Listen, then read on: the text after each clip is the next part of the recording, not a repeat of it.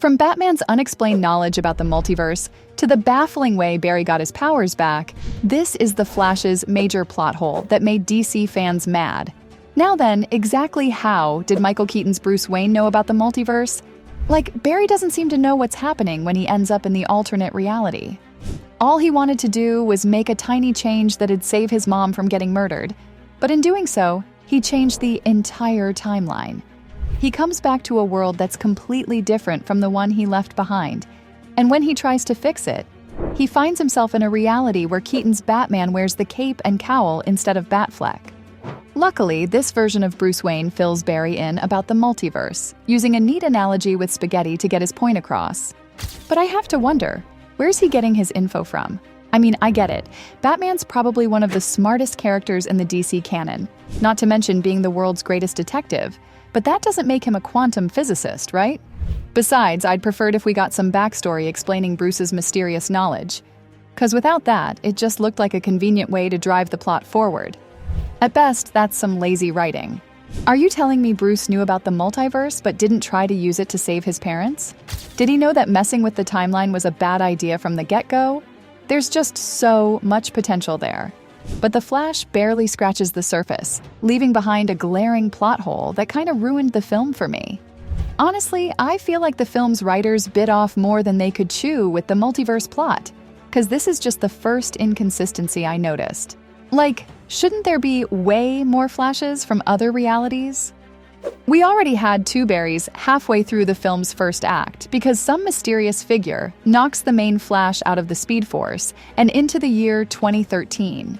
That's where he meets a younger version of himself, and we later find out that the speedster that sent Barry into 2013 was yet another Flash. This one was from the future, but he's not our Flash. Rather, this is where 2013 Flash ends up later on in life.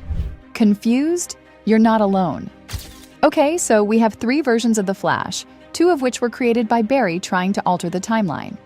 Later on in the film, Barry and 2013 Flash try to reset the timeline again, this time to try and save Bruce and Kara from dying at Zod's hands. They don't just do this once, by the way. The two Flashes travel back in time repeatedly, so my question is this: where are all the other Flashes? I mean, if time travel can create multiple variants of the same character, shouldn't we have had at least a few more Flashes from each attempt? In fact, the Dark Flash looks super old with all that white hair, which tells me he's been at it for decades. And that should have created dozens more Flashes across multiple timelines, right? Oh, and maybe I'm missing something here, but why didn't Barry just directly save his mom? His genius plan is to, add a can of tomato sauce to her shopping cart? To be fair, his dad had to go out and get it after she forgot, which left her alone and vulnerable at home, so in a way, this did save her life. But couldn't Barry have just, I don't know, shown up at the scene of the crime? It just seems like a more straightforward way to prevent her murder. And we don't get much of an explanation in the film. Okay, if I try hard enough, I can think of two reasons for this baffling plot choice. First, Batfleck told Barry that altering history was tricky business, so maybe Flash didn't want to make too big of a change. Apart from that, the writers might have wanted to save the murderer reveal for a potential sequel. Though I seriously doubt that'll happen, given the Flash's miserable box office performance. As for the first theory, any changes he made were going to create ripples in the timeline, so he might as well have gone straight to the source. Look, it shouldn't be on the fans to explain plot holes away. That's the job of the director and screenwriter, so you can see why so few people went to watch the movie. Even if we ignore this particular inaccuracy for a bit, how did a can of tomato sauce turn Ben Affleck into Michael Keaton? That's a serious altercation in the timeline, and all from the most minor action Barry could have taken. I'd have understood it if we saw a slightly different version of Batfleck. It wouldn't have been as good as the demented Thomas Wayne Batman we got in Flashpoint, but at least it would have been logical. What strange sequence of events landed Barry in the Tim Burton timeline? Again, you can't just explain this stuff away without creating other plot holes. Batman's gotta be like 15 years older than the Flash, right? That means he was already born when Barry's mom got killed. So how'd he end up looking so different? I get that Andy Muschietti wanted a big nostalgic return for Michael Keaton, and I sure love me some classic Batman, but come on! Is this really the best he could come up with?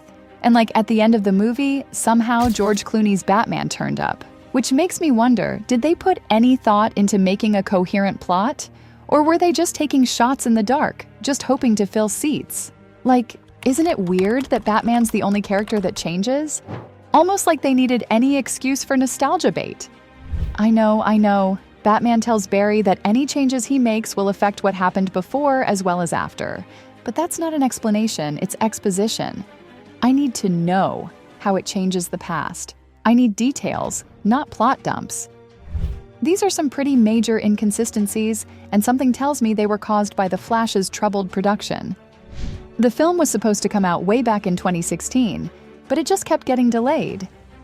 Initially, this was because the studio had trouble finding the right director for the job, and Ezra Miller made things even more difficult, because they kept disagreeing with filmmakers about the film's creative direction. Later on, Ezra got wrapped up in their own controversies, including assault and grooming allegations, just to name a few. This pushed the film's timeline further back, and by the time Muschietti joined the project, it seemed like it'd take a miracle for it to see the light of day. What's more, the DCEU's audience was pretty exhausted by 2020, and Muschietti needed to do something drastic to give it a chance. That sort of explains the confusing narrative, but at the same time, it's no excuse for bad storytelling. Now, it's time for perhaps the biggest plot hole of all. I have no idea how Barry lost his powers, let alone how he got them back.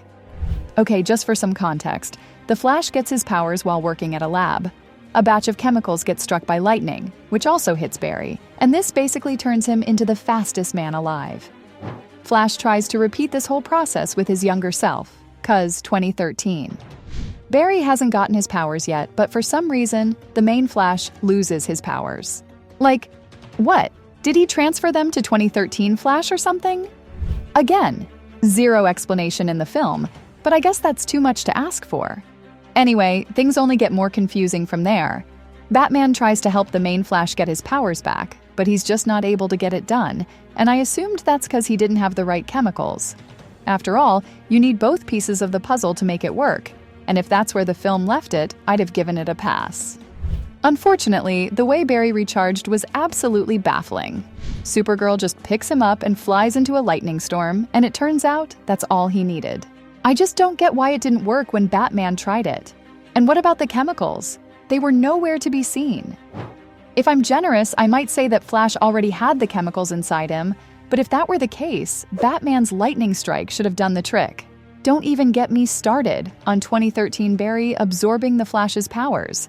Like, if Barry repeated the accident to the finest detail, that should have given his younger self powers without taking anything away. There's just no way around it. The Flash is a poorly written movie, and I seriously hope Muschietti does better with his upcoming Batman film. So, from the ridiculous way Barry got his powers back, to Batman somehow understanding the multiverse, this was The Flash's major plot hole that made DC fans mad.